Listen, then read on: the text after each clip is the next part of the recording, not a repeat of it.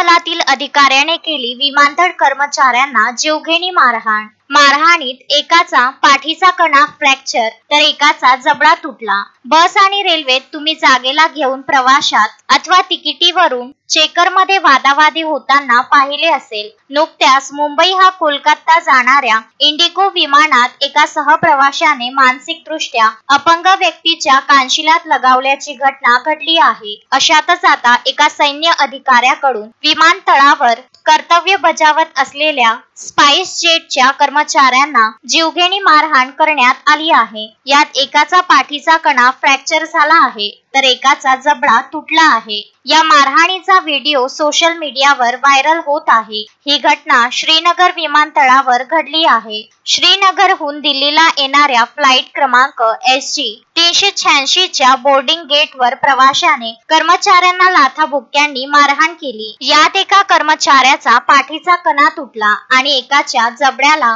गंभीर दुखापत झाली। स्पाइस जेटने दिलेल्या माहितीनुसार रागात प्रवाशाने विमानतळावरील स्पाइस जेट कर्मचाऱ्यांना मारहाण केली।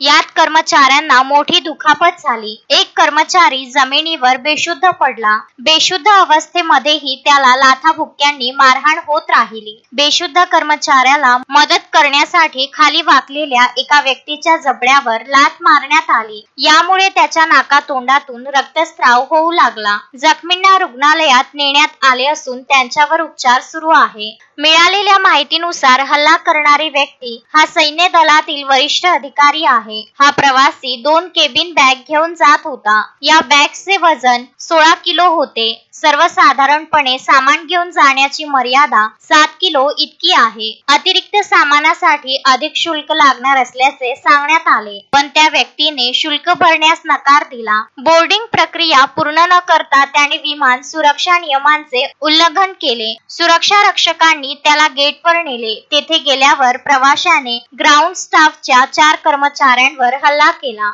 या प्रकरणी स्थानिक पोलिसांकडे FIR नोंदविण्यात आली आहे। नागरी विमान वाहतूक नियमानुसार प्रवाशाला नो फ्लाइट यादीत टाकण्याची प्रक्रिया सुरू करण्यात आली आहे। स्पाइस जेटने नागरी विमान वाहतूक मंत्रालयाला पत्र लिहून कर्मचाऱ्यांवर झालेल्या प्राणघातक हल्ल्याची माहिती दिली आहे। या घटनेचा CCTV व्हिडिओ पोलिसांकडे सुपूर्द करण्यात आला आहे।